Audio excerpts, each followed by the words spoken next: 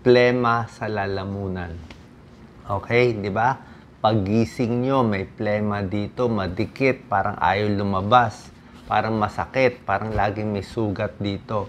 So, ano dahilan? Paano aalisin itong pakonti-konting plema dito sa lalamunan? Ito po, sa phlegm, maraming dahilan, maraming possible causes. Pwede ito po postnasal drip dahil sa allergy, pwedeng sipon, sinusitis, at meron pa mga ibang mga sakit. Okay, unahin natin ang postnasal drip. So, ang gagawin natin, hahanapin natin saan kayo dito. So, unahin natin itong postnasal drip. Sa postnasal drip, nanggagaling dito sa likod ng ilong, bumababa eh.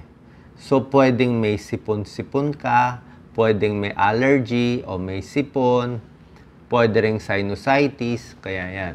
Yung boses mo medyo apektado, paubo-ubo ka konti, parang may laging kumikiliti, parang merong nakakiliti dito. Parang scratchy na gusto mo gusto mo lagi i-ehem, ang ibig sabihin. Pwede ka ma-sore throat, okay? Kakaubo. Tapos yung boses humihina. Yan. So, pag postnasal drip, maraming dahilan, pwedeng allergy. Simpleng gamutan lang or yung mga basic para maging healthy, uminom ng maraming tubig, magmumog, tuturo ko, iwas sa paninigarilyo, at pwede rin gumamit ng humidifier. Pagdating sa allergy, ako kasi sa tingin ko allergy yung akin eh. Allergy, postnasal drip. Pero pwedeng marami ka dito. Pwedeng marami kang sakit dito, halo-halo. Like ako, pagdating sa allergy, 25% ng tao may allergy. Allergy, parang lagi ka nababahing. Laging makati ang ilong pag nakaamoy ka ng alikabok. Gusto mo mag-sneeze, no? Parang laging may sipon, sneezing. Yung mata, may makati-kati. Laging nangangati ang ilong, yan, namumula-mula. Pati pagtulog mo, minsan nahihirapan.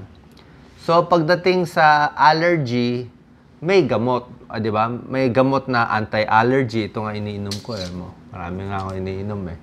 Pero yung allergy ko parang seasonal. Pag malamig yung panahon, dami ko na inom nito, more than 1 month.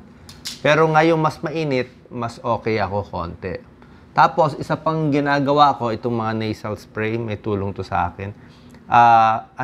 Salt water lang, asin at tubig.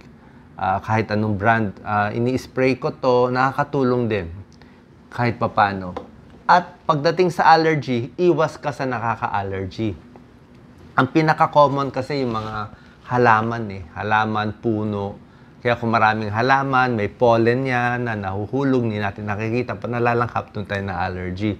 Pwede sa mga hayop, di ba? May alagang pusa, aso. Pwede sa gamit, pwede madumi. Like itong mga computer, minsan madumi sa loob, yung mga suksok dyan na madudumi. O may mga molds, may mga amag doon, nakaka-allergy yan. Lalo na kung naglinis kayo ng bahay. So, iwas sa mga ganong bagay. Okay? Pag hindi nakuha, pwede mag-mask, may tulong ang mask, at ito nga mga anti-allergy na gamot. Isa ring dahilan na pwede ka rin mag-postnasal drip, mag-plema-plema, may ibang tao, actually ako wala ko nito eh, sinus infection. Yung sinus infection, ito naman nag-i-infection. Dito nagkakabakterya. Ang kakaiba dito, yung plema niya talagang green. Yellow-green, medyo mabaho eh. Oo, to, medyo may amoy to, yellow-green.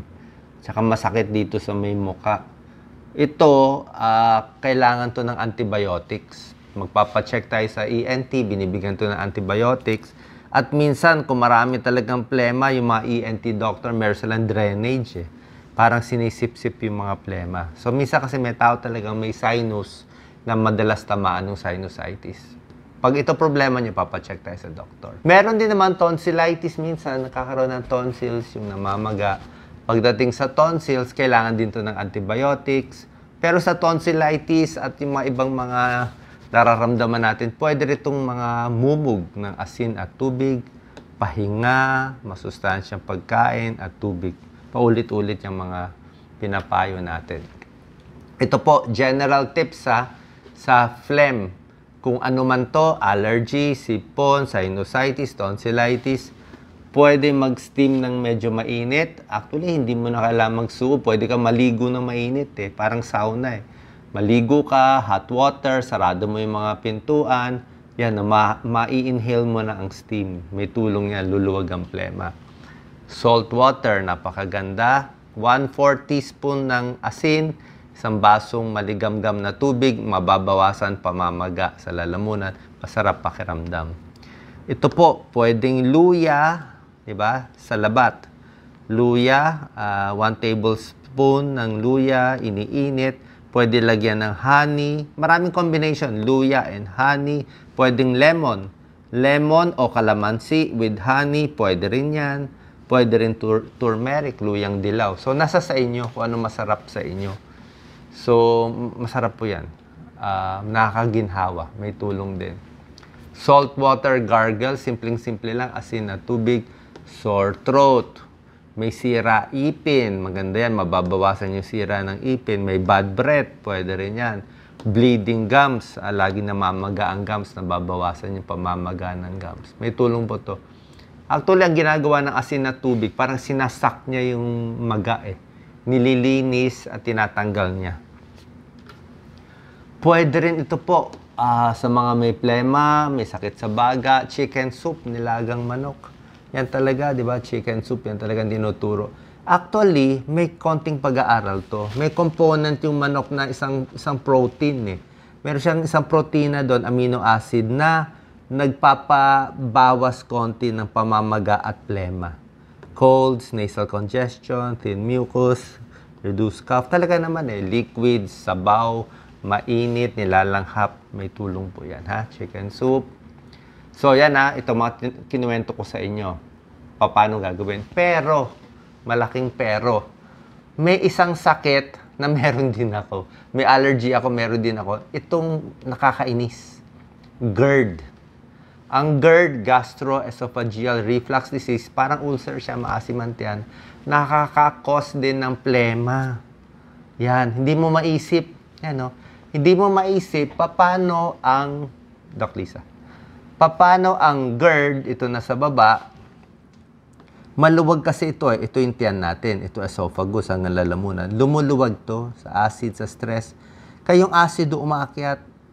Pag umakyat, lalo na sa gabi, nakahiga ka, aakyat yung acido, ma-acid yung lalamunan hanggang sa leeg, pati yung vocal cords. So, yung iba nagkaka-ulcer pa. So, pag kayo ay may acid sa tiyan dahil sa stress, dahil sa maling pagkain, o marami kayo iniisip, meron din tao, may tendency magkaroon ng ulcer, marami iniisip, nalilipasan ng pagkain. So, yan, paggabi, paghiga mo, parang laging umaakyat yung asido. Diba? Pag umakyat dito, mas nakahiga ka, mas umaakyat. At paggising mo, parang may sugat dito. At ang problema dyan, pag nagsusugat dito lagi, nag-GERD ka lagi, pwede masira yung vocal cords. Mawawalan ka ng boses. Masisira ang boses. Hihina ang boses, mag-iiba yung boses. Sayang. Alam ko, may mga singers, may mga sikat na singers na hindi na sila nagla-live ngayon, nasira yung boses nila sa GERD. So, paano gagamutin itong GERD? Nakaka-cause din to ng plema. Feeling mo may plema ka, sigarilyo tigil, nakakataas din yan ng acid sa tiyan, exercise, sit up straight. Ito po, konti-konti lang pagkain, lalo na sa gabi.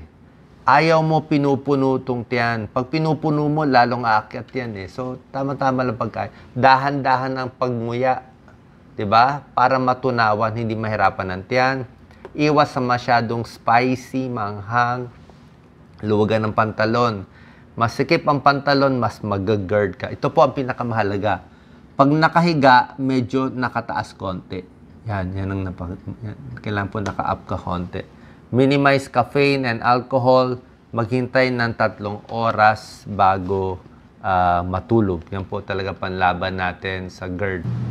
Dagdag ko lang po, ito talaga panlaban ko sa GERD. Kung matindi ang GERD nyo, pwede kayo, minsan pag natutulog ako, nasa lazy boy lang ako eh. O meron kayong silya. Kasi nga, pag nakahiga ka ng flat, acid eh. So minsan ginagawa kong ganito, medyo mataas konti. Ayan o. Ayan. Hanggang ganyan pwede, oh. Lisa, dito, pakita mo. Mga ganitong level, yan. Ang problema ko lang, kung lagi ka matutulog dito, minsan sasakit ang leeg mo. Kulang yung support, eh. Naglalagay pa ako ng unan dito ng support. Ang problema dito, baka mag-back pain ka rin. Kaya medyo pinapalit-palit ko. Kung matindi ang GERD ko, dito. Pero kung wala naman akong GERD, hihiga na lang ako sa kama. So, alam niyo na yung tip ko sa GERD, ha? Ngayon, di ba, ang dami natin pag-iisipan, plema lang, eh. Ang daming causes. Meron ding plema na mas serious. Yung talagang baga na mismo. Pag lung disease na plema, ibang usapan na yan. Mga nasisirang plema, bronchitis, bronchiectasis, sigarilyo, tsaka COPD. Kung talagang plema dahil sa paninigarilyo, ibang usapan na yan. Yung hihiga-higa para lumabas yung plema. Chest physiotherapy, yung clapping, ganito, clapping, di ba? Controlled cough. Meron pang style yan. Expectorants, pampalabas ng plema, mucolytics, minsan antibiotic. Papacheck tayo sa pulmonologist, lung doctor. Okay? So ito po ang mga causes. Sana nakatulong. Hanapin nyo, allergy ba kayo? GERD ba? Ako, combination. May allergy na, may GERD pa. Kaya ang gamutan ko para dito sa dalawang to. Kaya sana po nakatulong tong video, mahanap yung sakit at nabigyan ng konting lunas. God bless.